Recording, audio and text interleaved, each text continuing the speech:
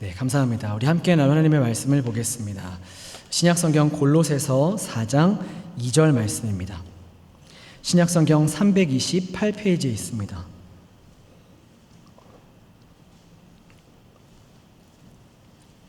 신약성경 골로새서 4장 2절 말씀. 짧은 구절 한 구절인데요. 같이 읽어보면 좋을 것 같습니다. 골로새서 4장 2절 신약성경 328페이지에 있습니다. 네, 우리 함께 봉독하겠습니다. 시작. 기도를 계속하고 기도에 감사함으로 깨어 있으라. 아멘. 성경 본문이 많이 짧죠. 제목을 보시면 제목도 짧습니다. 그러면 설교가 어떨까요? 네.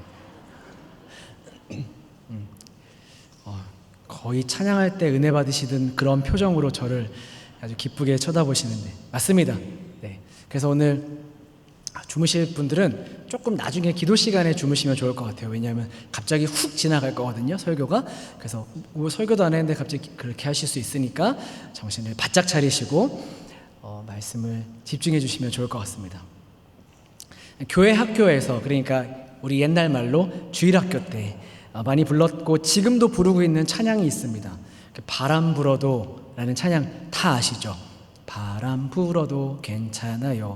그리고 파도 일어도 괜찮아요. 나는 괜찮아요. 찬양 다 아시죠? 어젯밤에 저희 딸내미가 킥보드를 타겠다고 해서 밤에 그 더운 날 밖으로 나갔습니다. 그래서 킥보드를 타게 하고 따라다니면서 선풍기를 틀어드리고 이렇게 더우시지 않게 뛰어가면서 저는 흠뻑 땀을 흘리면서 가고 있는데 바람이 이렇게 불더라고요. 근데 갑자기 킥보드를 타던 저희 딸내미가 찬양을 부르는 거예요. 바람 불어도 괜찮아요. 감격이 됐습니다. 역시 우리 유아부 멋지다, 이런 생각들을 하면서 문득 가사를 곰곰이 생각을 해보았습니다. 진짜 바람 불어도 괜찮나? 진짜 파도가 일어도 나 진짜 괜찮나? 라는 생각들을 해보았습니다.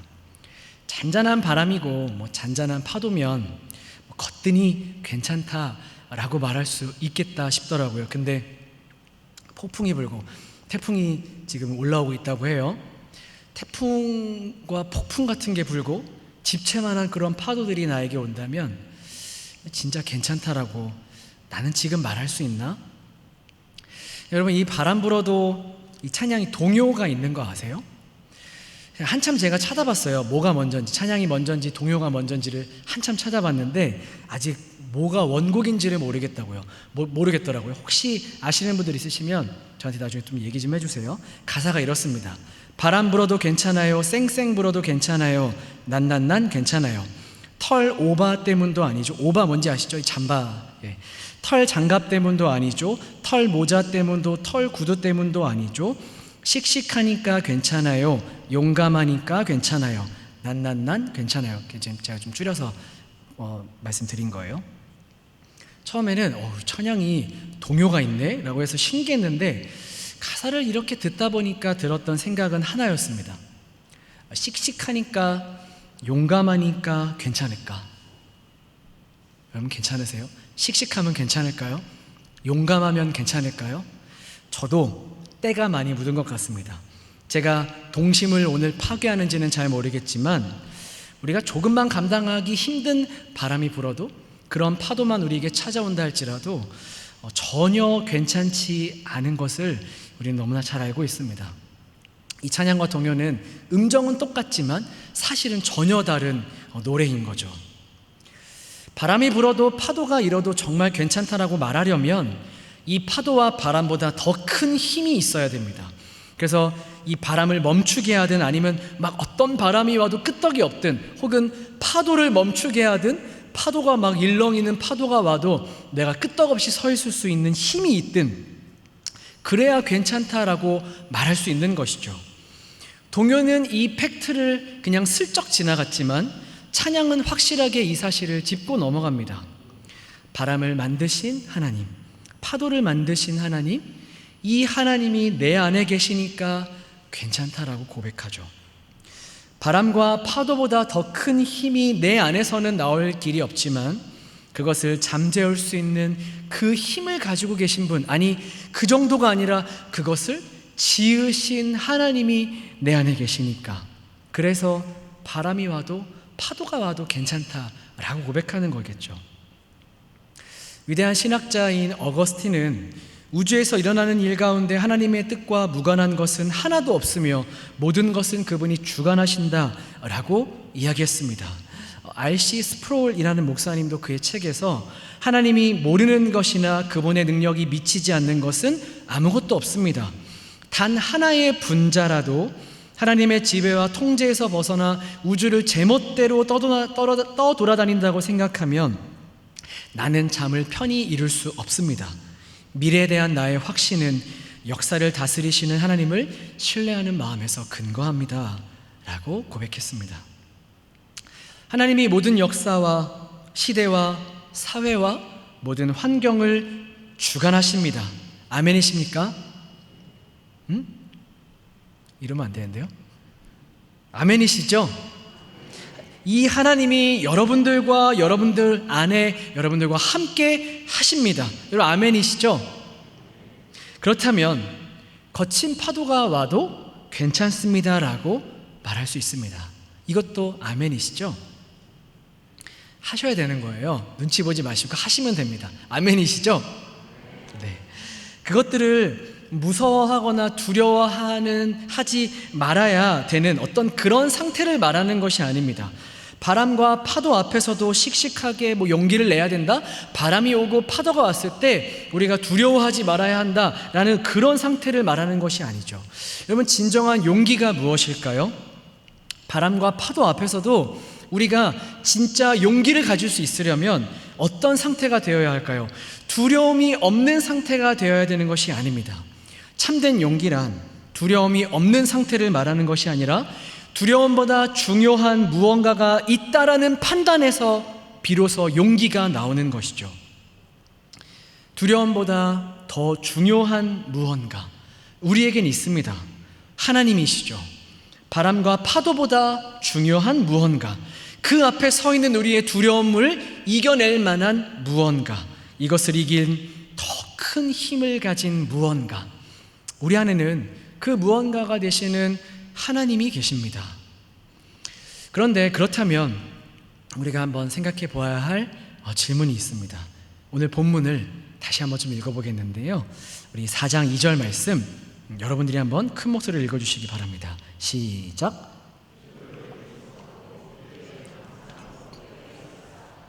하나님이 모든 것을 주관하시는 것이 우리에게 아멘이죠. 그런데 왜 우리는 기도해야 할까요?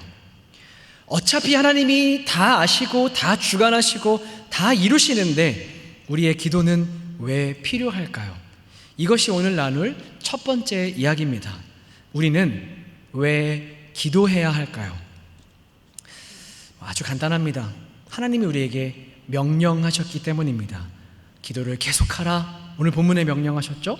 쉬지 말고 기도하라 라고 말씀하셨습니다. 이렇게 명령하신 하나님의 뜻을 우리는 이해해야 합니다. 제가 기도 열심히 했어요. 기도 열심히 했는데 아무런 상황도 안 바뀌고 변화가 하나도 없는데 내가 계속 기도해야 할까요? 예, 그렇습니다. 하나님께서 기도를 명령하셨다면 거기에는 반드시 이유가 있기 때문이죠. 신학자이자 목회자였던 존 칼빈은 그의 책 기독교 강요에서 이런 비슷한 질문을 우리에게 던집니다. 우리가 어떻게 괴로움을 당하는지, 또 무엇이 우리에게 유익하고 필요한지 굳이 말씀드리지 않아도 하나님은 다 알고 계시지 않습니까? 그런데 우리가 마치 그분이 혹시 주무시고 계시다가 아니면 혹시 다른 일을 하고 계시다가 우리가 기도하고 우리가 부르짖을 때 그 소리에 깜짝 놀라셔서 뭐야 무슨 일인데 라고 하시는 그런 우리의 기도, 괜한 헛수고와 같은 기도를 하는 것은 아닐까? 하나님이 주관하고 계시는데 라고 질문할 수 있다고 말합니다. 그런데 그렇게 생각하는 것은 핵심을 놓친 겁니다. 그분이 우리에게 기도를 명령하신 목적은 그분 자신을 위해서가 아니라 우리를 위해서입니다. 우리가 바라고 생각하고 소망하는 그 모든 것들, 곧 우리를 유익하게 해주는 것들이 모두 하나님에게서 비롯된다는 그 사실을 우리가 기도를 통해 확실하게 인정하게 되죠. 그때 하나님은 하나님께서 받으셔야 할 영광을 받으십니다. 하나님이 영광스럽게 되신다라는 것이죠. 그런데 이게 왜 우리에게 유익이 될까요? 하나님이 영광을 받으시는 게 왜 우리의 유익이 될까요? 하나님께서 그 영광을 받으실 때 우리가 그 영광에 참여하기 때문입니다. 모든 것을 하나님이 주관하시는데도 우리에게 기도를 명령하신 이유는 하나님의 영광을 위해서이고 그 다음 우리의 유익을 위해서입니다. 첫 번째가 하나님의 영광을 위해서이고 두 번째 우리의 유익을 위해서이죠. 여러분, 신비하게도 이 두 가지의 일은 동시에 일어나는 사건이지만 수많은 우리의 믿음의 선배들이 말씀하시듯이 이 첫 번째와 두 번째의 순서는 바뀌면 안 됩니다. 우리의 기도는 먼저 하나님을 영광스럽게 합니다. 하나님을 하나님답게 인정하는 행위이고 우리의 고백이기 때문이죠. 그런데 이것이 얼마나 우리 안에 진정하게 아름답게 이루어지느냐에 따라서 그 다음 우리가 얻고 누리게 될 유익이 더 크고 놀라워지는 것을 경험합니다. 하나님이 행하시고 허락하시고 작정하신 것들은 사실 모두 궁극적으로 그분의 영광을 위한 것이죠. 그런데 하나님이 스스로 그 영광을 받으실 때 우리도 그로 인한 축복을 함께 누리게 되는 것입니다. 왜냐하면 우리와 하나님이 하나의 운명 공동체이기 때문입니다. 여러분, 왜 기도해야 할까요? 우리의 유익을 위해서 하나님께서 우리에게 명령하셨기 때문입니다. 자, 그러면 그 다음과 같은 질문이 우리에게 던져지죠. 그것이 두 번째입니다. 기도는 실제로 내 삶에서 어떤 변화를 만들어낼까요? 내가 하고 있는 기도가 실제 나의 삶에서 어떤 변화를 만들어낼까요? 하나님께 영광이 되었을 때 우리가 그 영광에 참여하게 되어서 영광스러운 그 안에 담겨있는 그 많은 하나님께서 우리에게 주시고자 하시는 축복들을 우리가 누리게 되죠. 근데 그렇다면 실제로 이 기도가 나의 삶에 있고 없고든 어떤 차이를 만들어낼까요? 우리가 하나님 앞에 기도하는 그 기도가 있을 때 내 삶이 어떻고, 우리가 하나님 앞에 기도하는 그 기도가 없었을 때 내 삶이 무엇이 다를까요? 이것이 우리에게 던져지는 질문인 것이죠. 어떤 사람이 이렇게 물었습니다. 기도가 하나님의 뜻을 바꿀 수 있을까요? 여러분은 어떻게 생각하세요? 우리의 기도가 하나님의 뜻을 바꿀 수 있을까요? 없을까요? 없다 생각하시는 분은 손을 내려주시기 바랍니다. 손 드시면 안 됩니다. 눈치껏 잘하셔야 돼요. 맞습니다. 우리의 기도가 하나님의 뜻을 바꿀 수는 없습니다. 그런데 조금만 다르게 질문을 바꾸면 긍정적인 대답을 들을 수 있습니다. 우리의 기도가 상황을 바꿀 수 있을까요? 네, 그렇습니다.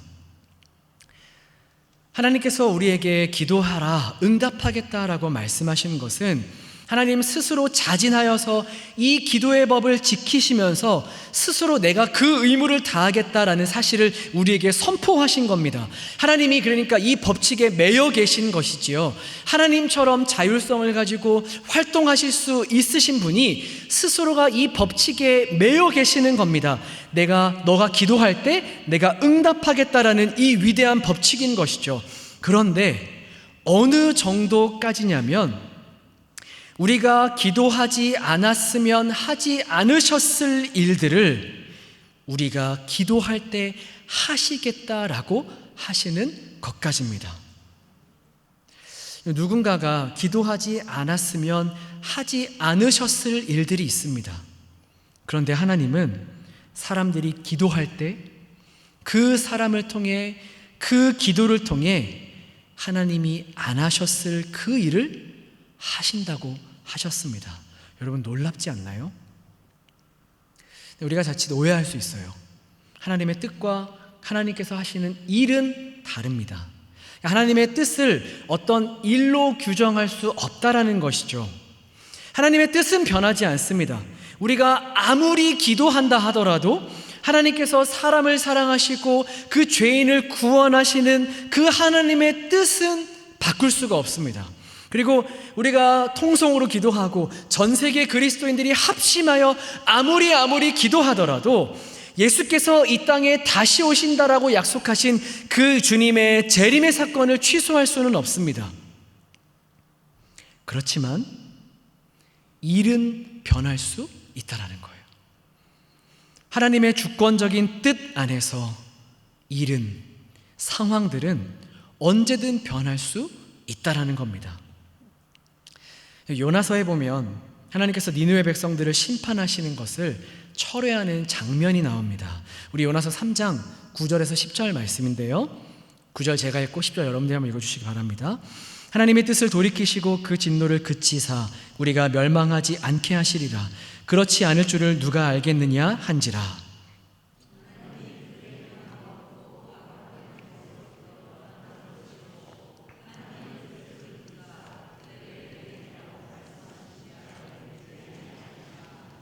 네, 여기서 하나님께서 뜻을 돌이키셨다라고 말하는 것은 뭐 이럴 줄을 모르고, 그러니까 니느웨가 저렇게 회개할 줄 모르고 내가 잘못 생각했네 라고 해서 그 생각을 바꾸셨다라는 것이 아니라는 것을 우리는 잘 알고 있습니다.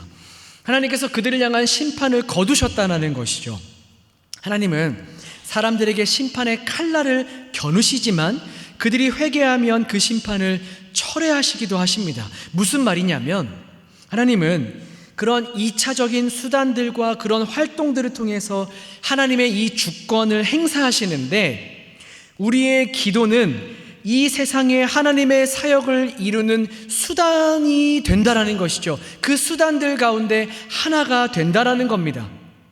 그렇기 때문에 우리는 우리의 이 기도가 어떠한 일이나 어떤 우리에게 주어지고 있는 이런 상황들을 변화시킬 수 있다라는 것을 반드시 잊지 말아야 합니다. 우리는 하나님의 일하심을 다 알 수 없죠.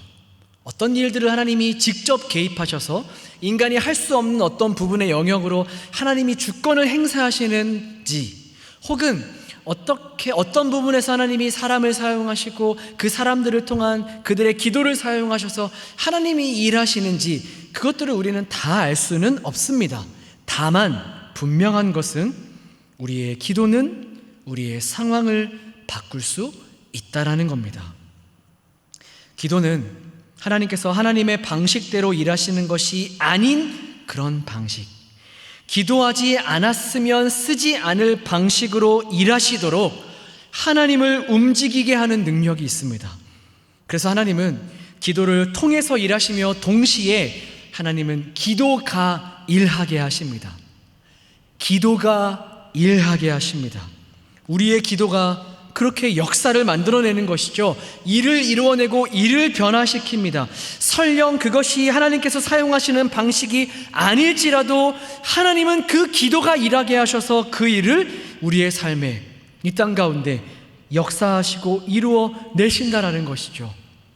여러분, 그렇다고 그러면 내가 편하게 그냥 막 기도하면 안 되겠다라고 생각하면서 우리가 두려워할 필요가 있을까요?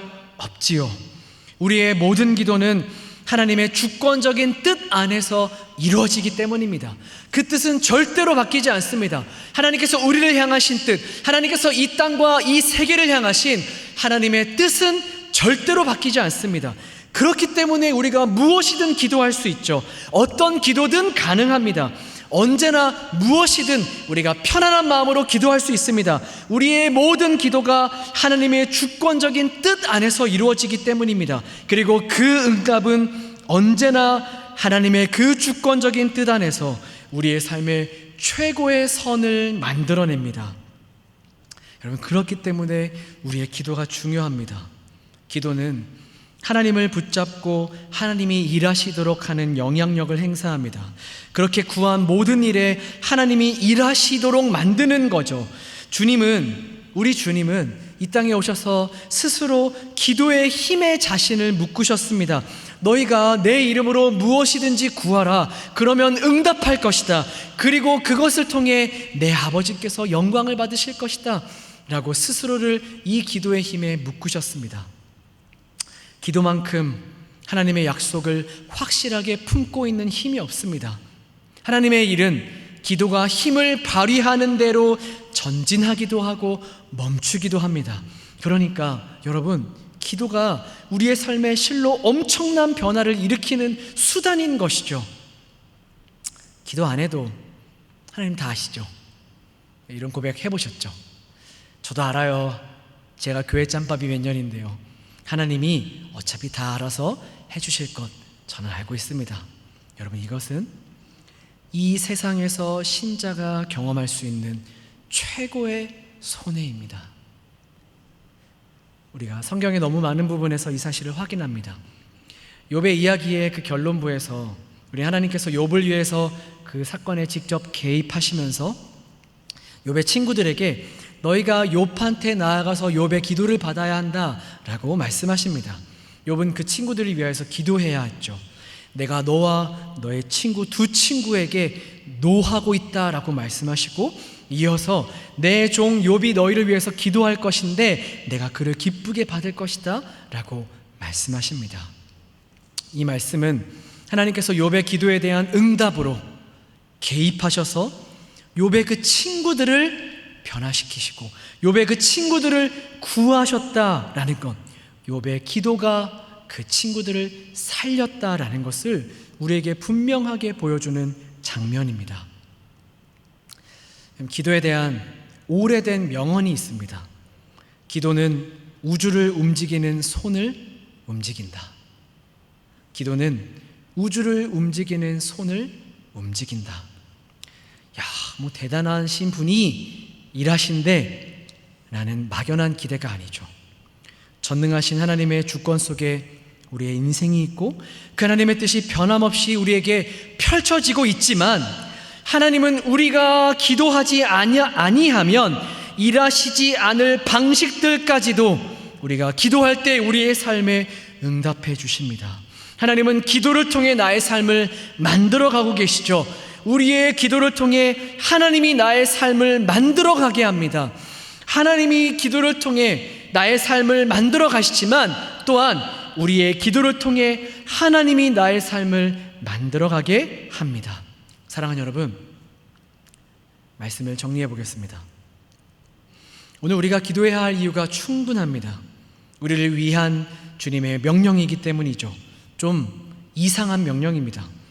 하나님 자신에게 영광이 되기 때문이라고 말씀하시면서 하나님께서 스스로 그 영광을 입으실 때 함께 그 안에 있는 우리가 그 영광을 나누고 그 안에 담긴 축복을 누리도록 하신 이 이상한 은혜의 법칙이 담겨있는 명령입니다. 또한 우리의 기도는 우주를 움직이는 손을 움직입니다. 하나님께서 스스로 신자들의 기도에 매여 계시겠다라고 선언하셨습니다. 기도를 통해 하나님은 우리의 삶을 가꾸어 가시고 일하시며 하지 않으셨을 일조차 행하십니다. 이것이 기도가 가진 힘이며 그것을 통해 우리는 우리의 삶의 구체적인 변화를 경험합니다. 그래서 신자는 반드시 기도해야 합니다. 그래서 신자의 삶이 변화되기 위해서는 반드시 기도해야 합니다. 하나님께서 그래서 우리에게 무시로 범사에 쉬지 말고 기도하라 라고 말씀하신 것입니다. 여러분, 오늘 바람과 파도 앞에 있는 것 같은 인생의 여러 가지 문제들을 가지고 이 시간 나아오셨죠. 오늘 우리가 해야 할 일은 그 우리에게 다가오는 파도와 그 바람의 그 거센 파도와 거센 바람과 그 일렁이는 파도를 바라보며 기억해야 돼, 하나님이 어떤 분이 나와 함께 하시지 기억해야 돼 라고 말하는 것이 아닙니다. 오늘 우리는 그럴 필요가 없죠. 왜냐하면 내 안에 하나님이 계신, 바람과 그 파도가 밀려올 때 그것으로부터 우리의 시선을 돌려서 그저 우리는 내 안에 계시는 하나님을 바라보면 됩니다. 저 바람이 나에게 올 때까지의 모든 이 지형과 모든 생태계와 그것에 영향을 주는 모든 태양과 그런 우주의 법칙들까지 이 모든 것을 지으시고 만드신 하나님, 저 파도가 내 앞에 일렁이기 위해서 모든 바다와 그 바다의 깊은 땅과 그 지각과 그 지각을 구성하고 있는 모든 그 암석들과 또한 그것들 모든 이 파도와 날씨에 영향을 주는 해와 달까지 그 모든 것을 만드신 하나님을 우리가 보는 것이죠. 바다와 파도를 보지 않고 하나님께 시선을 돌리는 우리의 행위가 바로 기도입니다.